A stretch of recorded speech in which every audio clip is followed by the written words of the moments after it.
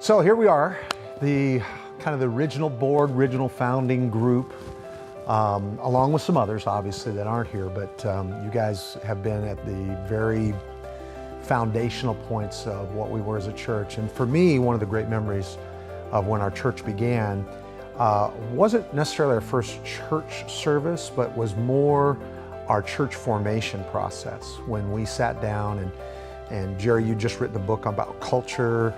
We were in the Evelyn Brothers Collision Repair Center body shop break room. We had about 20 people in that room, and we started setting our vision, our values, and had this incredible process, along with prayer, along with waiting on the Lord.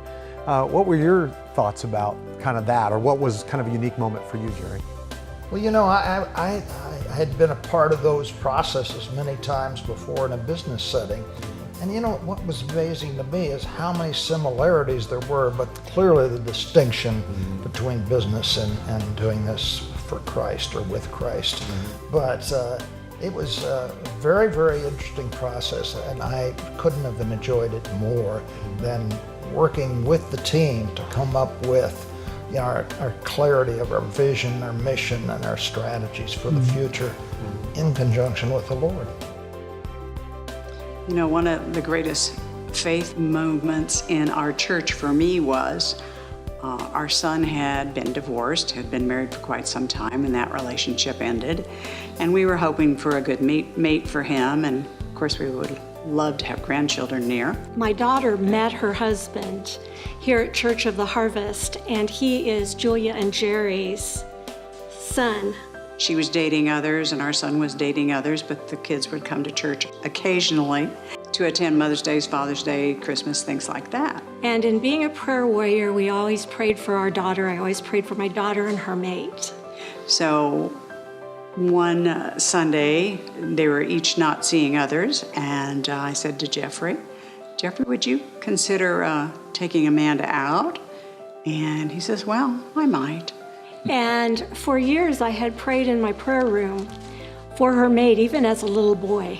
And to see God accomplish that was a great miracle to us. So he did, and gosh, here we are. We're how many years into their marriage? About 15 years into their marriage, something like that. And we have 2 wonderful grandchildren, and Jeff and Amanda being married.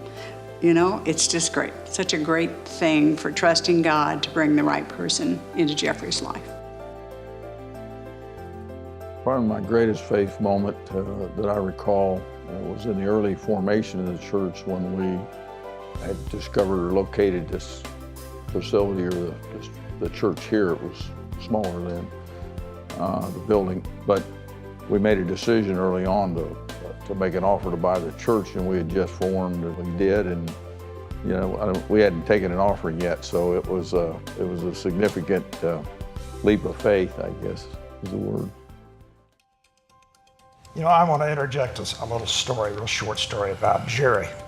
We had been over at the other church and we were kind of mustering out, and Jerry calls me one morning, and he was driving down the street out here in front of the church, and he said, Jerry, he says, there's a church over here for sale, and I think we ought to buy it and start a church, and if that doesn't work, we'll sell it for a profit. And that was Jerry. Of course he did. Yeah, now that was kind of an interesting thing, because I remember Jerry called me and said, you know, hey, Pastor Dave, and we hadn't made a decision about being a church yet. I mean, we were still just a small group of people trying to get to know each other. In our mind, you had. Well, you may have, but I hadn't, and I know Tracy hadn't. I mean, Tracy, I think, had already settled it. I was the holdout. I was kind of the holdout. But I remember sitting there, and he's saying, "Hey, we found this church in Olathe, and it's for sale, and it's just $1.4 million, and I think we can make this work. And what do you think?" And I'm like, "Are you crazy?" Here's the man of faith, and I was like, "You're sincere?" "Yeah, I think we can make this work. Let's go. Why don't we go look at it? What's it going to hurt to look at it?" So I remember the 3 of us walking through the building, and Jerry pull aside, and Jerry Simmons goes, "So what do you think? You think this would work?" I said, "Well, of course it would work, but you know, number one, we don't have any money. Number two, we don't even have a congregation of people. Number three, when? And Jerry Haney looked at me and said, yeah, we're going to be like a BB in a boxcar bouncing around in this place. But sure enough, he said, well, why don't we make them an offer? So this is how it's going. I mean, we said, well, okay, we can talk about making an offer. And I just couldn't imagine that they would. And we've told the story many times, sitting there and they're asking the questions from the building committee. So, how long have you been a church? And well, we're really not a church yet. And well, how much money have you raised? Well, we haven't raised any money yet. Haven't taken an offering. Haven't taken an offering. And then, well, how long have you been in Kansas City? And I'm like, well, about a month, and so I remember, but Jerry had kind of crafted this idea of what we could do, and we presented it to him, and we walked out of he said, well, we'd like to pray about it. And they walked out of the building, walked out of the room, and said, we'll pray about it, we'll let you know here in a few minutes. And so we're standing out in the hall, and sure enough, I looked at both Jerrys, I said, they're not going to touch us with a 10-foot pole, and I wouldn't blame them. But both these Jerrys are real faith guys. Jerry Simmons, yeah, they're optimists, real faith guys, just always see the possibilities. And I remember they said, they might do this. I think it might happen. And I couldn't imagine that it would happen. And a big man of faith I was. So they come out, 20 minutes later, and they said, well, we prayed about your offer, we got on our knees, and we really believe God wants us to walk in faith with you. And so we're going to accept your offering. And they stuck out their hands. And before I could even get my hand out, Jerry Simmons grabbed his hand and shook it. And we all shook hands and everybody smiles. And I said, well, we better have a church formation meeting. And we got to make a couple decisions. I can't even begin to tell you all the miracles that we have seen. I was carrying my twins, and I was getting a sonogram one day, and the technician turned off the machine, and she said, Tony, I'm seeing water on baby B's head. And she called my doctor in, and they're all crying. And I got up from there, and I went over and I picked up the phone, and I called Tracy, Pastor David, and I told him what was going on. And Tracy reminded me when we had come back before they moved, and he was praying over me, there was going to be, that the enemy had designs for one. And he said, but pray and God will turn this around for his glory. So she said, we're not going to accept this. And I said, you're right, we are not. They said that he would probably be severely retarded. And God, he is amazing, 24 years old now, and he's very smart and done amazing things. My feelings when we first all joined together to start this work was, God, you have certainly set us down in the middle of people who are very different from us.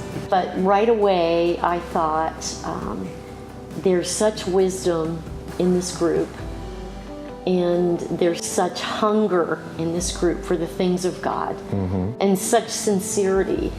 And our hearts, I believe, were bound together immediately. There was just something there that we knew that was going to last. What was the greatest challenge that we've overcome as a church? Well, for me, it was basically 2008, 2009, beginning of 2010. We had a lot of, and this is more internal, it's not so much an external thing. And I'm picking this out just because it was deeply personal to me. I think there was other events that were just as big a challenge, but this is the one that sticks out to me. And that was, we'd had some leadership struggles, some eldership struggles. I personally had gone through kind of a real dry season in my life and ministry for the first time, really in my, at that point, close to 30 years of ministry. We were in a decline as a church. We weren't growing anymore. In fact, we were starting to decline. The money was starting to disappear. We were literally probably within, I would say if the trends would have kept, we're probably a year away from not being able to sustain ourselves. And I went to our elders and I realized that the problem was probably in me. and that I needed to do something about it. And the only thing I knew to do about it was I had to take a sabbatical, and so I did. I took a sabbatical of, it was a planned 6-week sabbatical. I probably actually needed more, but as it turned out, it worked out well. And Pastor Tracy was great. She was like protected me from, you know, anything that was happening in the church or church business. She was just, you just need to get the mind of the Lord. You need to hear from God. You got to get what you need to get. And about the 5th week, she finally came to me. She said, honey, you know, you better, what's God saying? Because you need to get back in here. And if you don't, the church is getting really destabilized. And so I really got down to business, and the Lord did something for me personally in that moment. The first was, He spoke to me about how I had fallen out of love with Him, and that I had to find my first love. He just literally, in that moment, immersed me in His love, truly immersed me in His love first. And secondly, when He did that, it restored and rejuvenated my love for the church. When I say that, I'm talking about the people. I fell in love with the people again. And I came back and I shared that with the people, and there was like something that began to turn. Within just a matter of weeks, the Lord gave me a strategy about what He was going to do in our church, and it was a culture shift. We changed our giving culture, we changed our worship culture, we changed our social culture. Everything about our church, we changed. And not just to change it, but because it was born out of this thing we call Church Interactive. And Church Interactive was this idea of leveraging the presence of God. Whatever we were going to do, we were going to do it in the presence of God as unto the Lord in worship. And within a year, we had a full recovery.